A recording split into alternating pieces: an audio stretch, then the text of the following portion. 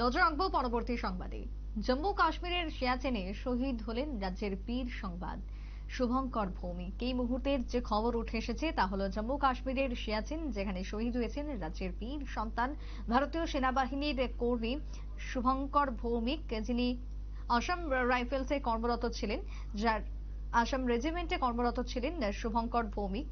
এবং তিনি সিয়াচেনে কর্তব্যরত অবস্থায় ছিলেন।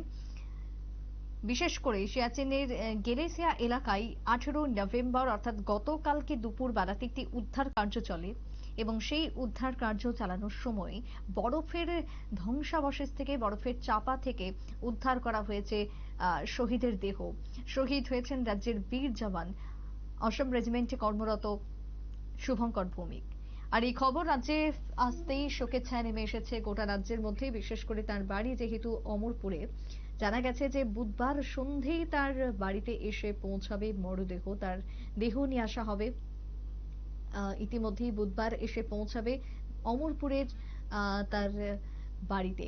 মুখ্যমন্ত্রী ডক্টর মানিক সাহা এই মুহূর্তে শোক প্রকাশ করেছেন রাজ্যের মন্ত্রী সুশান্ত চৌধুরী এবং একই সাথে প্রাক্তন প্রতিমন্ত্রী প্রতিমা ভৌমিকও শোক প্রকাশ করেছেন একই সাথে। তারা বিদেহী আত্মার শান্তি এবং সন্তপ্ত পরিবারের প্রতি সমবেদনা জ্ঞাপন করেছেন প্রত্যেকেই।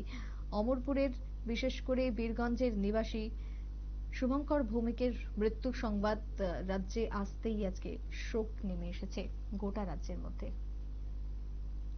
ছোট্ট একটা বিরতির পর ফিরবো, সঙ্গে থাকুন।